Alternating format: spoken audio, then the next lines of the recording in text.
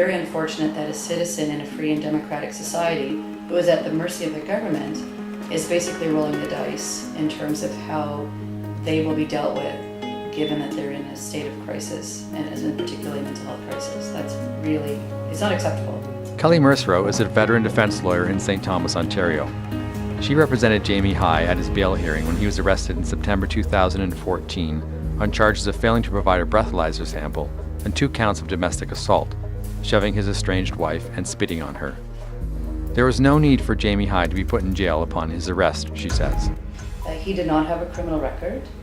The allegations were very low level, and it's my view that he did not need to be detained overnight and brought into court, because certainly the police have discretion in all matters. My impression was that he was a very well-spoken, clearly educated individual, nice looking in terms of well-kept, didn't display any signs or symptoms of emotional or mental health issues.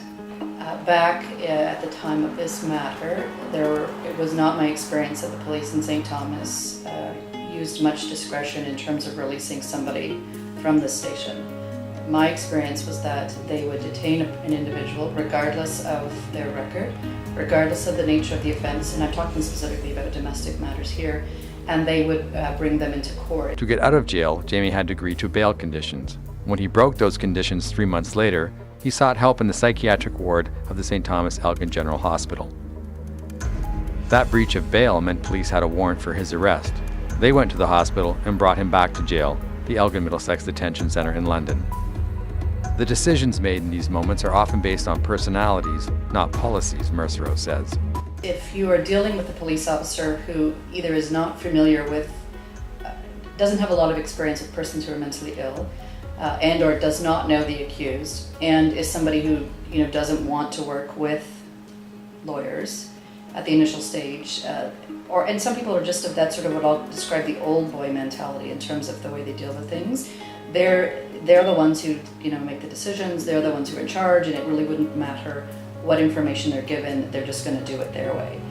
The other difficulty, and I'm going to speak very plainly, is that my experience when persons are taken into the hospital, and even if it's not a psychiatric facility, but let's just say a general hospital, and the care providers are aware that their individual is in custody, my experience, and I'm saying it's not in all cases, my experience is that the hospitals are not as interested in having that person stay in the hospital if they need care as they would someone who wasn't in custody. And that, for me, is a big problem.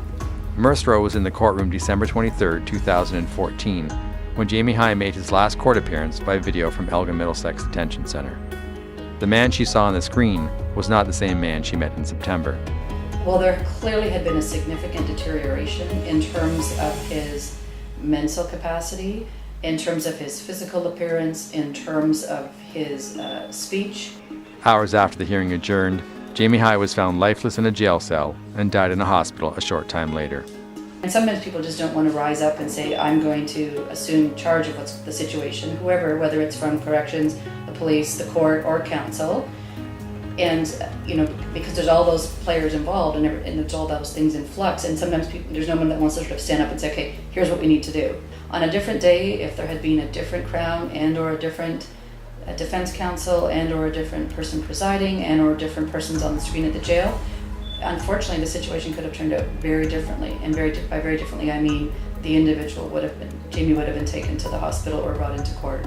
From the moment of his arrest to his final moments in the courtroom and jail, Jamie High's fate depended less on rules and regulations than on the personalities of individual, Mersereau concludes. That is really unfortunate, because then what happens to the individual is so subjective in terms of who happens to be involved at that time.